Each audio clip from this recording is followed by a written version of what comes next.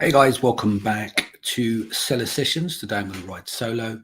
I want to talk about relevancy scoring today. I've seen this kind of going on. It doesn't matter what level of seller. There's still this element where people are not being super dialed in on their keywords, and obviously this is very important in around launch because of the costs and to make sure that you are targeting the right keywords. Keywords are covered all the time.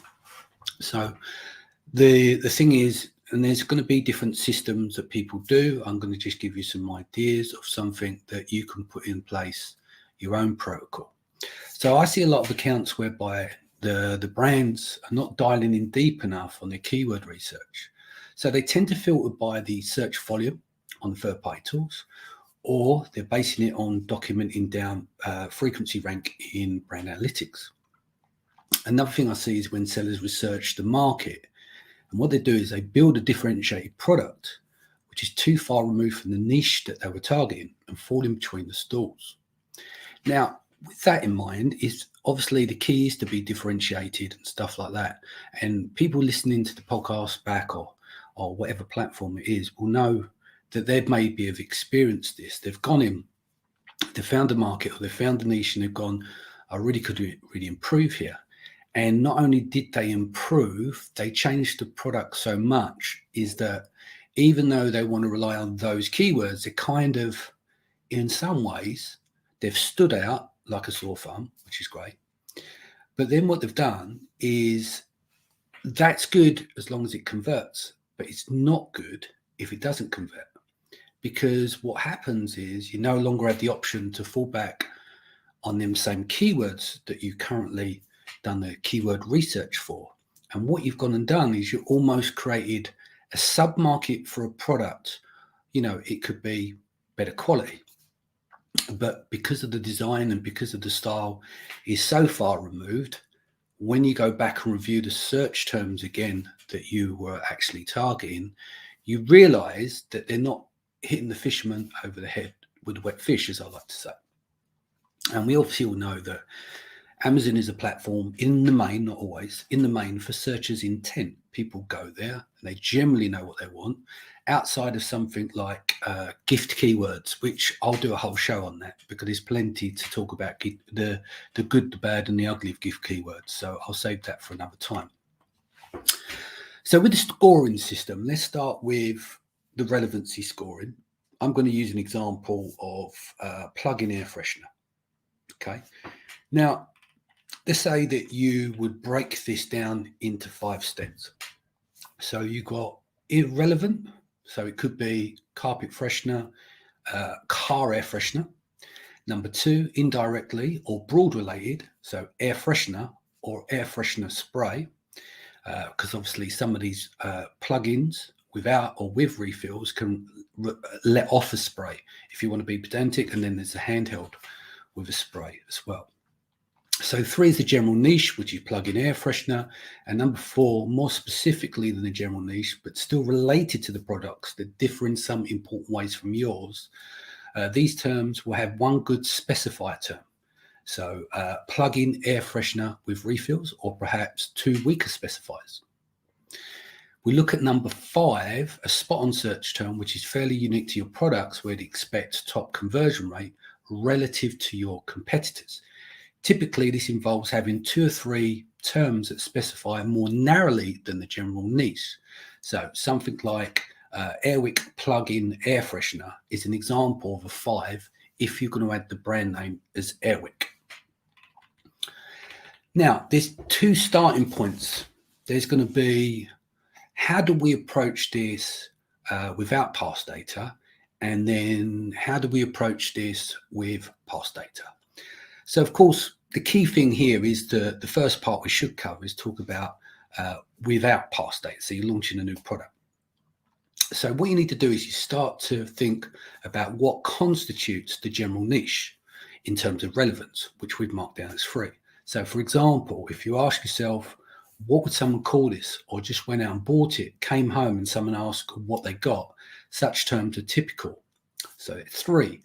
Usually the person answers doesn't get much into much detail, but they're at the same time not overly vague as well. So then think about irrelevant keywords being the ones that are very likely to have a lower conversion rates. Then think about indirect and broadly related keywords that should be between the 1s and the 3s in terms of conversion rate, and the 4s and the 3s in terms with additional descriptive words that we'd expect to have conversion rates on. Now, 5s either include at least 2 additional descriptive properties, the brand name, or especially important descriptive property as well. So that's how you would look at it effectively. We'll go back over these points in a minute, because I know sometimes it's quite difficult to take in on a podcast level, but I'll start to bring it and land it for you. So with number 2, with past data, if you can reference the historical conversion rates as a general guideline for relevant scoring, start by determining the conversion rate that you associate with 3s. This may be your average overall conversion rate or the average conversion rate of somewhat higher volume keywords. Then you look for the highest conversion rate keywords. Those are probably your 5s. The 4s are the in-betweens, and the 2s are the ones with acceptable conversion rates, but below the 3s. Now, in some niches, 4 and 5s are your only viable options. But in other niches, high volume 2s can be the ones that bring in the best sales. So just come back over the point. So you've got 5-point scoring system. So you've got 1, 2, 3, 4, and 5. Again, 1 is irrelevant. 2 is indirectly or broadly related. 3 is general niche. 4 is more specific. 5 is spot on. So I'll read out those points again for those people that are making some notes. So what constitutes irrelevant? So if we're using a product that is a plug-in air freshener with refills, as an example, irrelevant would be carpet freshener or car air freshener, because obviously you don't necessarily plug these air fresheners in the car. 2, indirectly or broadly related. So air freshener and air freshener spray. Now, with the refills which go into the plug, some of them are just open and the smell will be just there to evaporate. Some are basically on a timer and spray. It will just vary. And when you're doing this, you still got to think of this lateral, like the lateral smart thinking around this is that I'm just digging into one product here, but your approach would be different. I mean, worst case scenario, you walked in and done a 3-point system, the good, the bad, and ugly. That's still better than having no system in place. Now, going back to 1, irrelevant, as I said, carpet freshener, car air freshener. 2, indirectly or broadly related, so air freshener or air freshener spray. Number 3 is the general niche, which is plug-in air freshener. Number 4, more specific than the general niche, but still related to the products that differ in some important ways from yours. These terms will have good specified terms, i.e. plug-in air freshener with refills, or perhaps 2 weaker specifiers. Number 5 is a spot-on term that's fairly unique to your products, where you'd expect top conversion rates relative to your competitors. Typically, this involves having 2 to 3 terms that specify more narrowly than the general niche. Something like Airwick, which is a brand name, plug-in air freshener is an example of number 5. So hopefully there's some stuff there that you can start to unpack. Obviously, drop me an email to danny@sellersessions.com if you have any problems. But yeah, I mean, effectively, you're just going to look at always starting with number 3. So you're going to start with a general niche.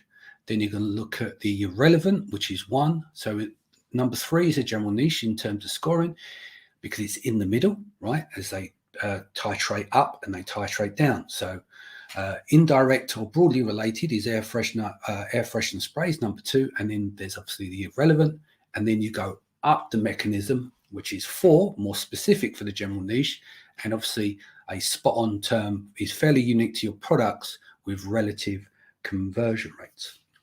So don't forget, tickets are on sale for Seller Sessions Live and Branded by Women. Go to live.sellersessions.com and brandedbywomen.com. We've just got past 50% of the tickets now for Seller Sessions Live. Seller Sessions Live brought to you by Thrasio, and then, of course, Branded by Women is brought to you by Branded. Don't forget to hit the subscribe button, rating, leave a review, etc., etc. Take care of yourself and your family. Much love, and I'll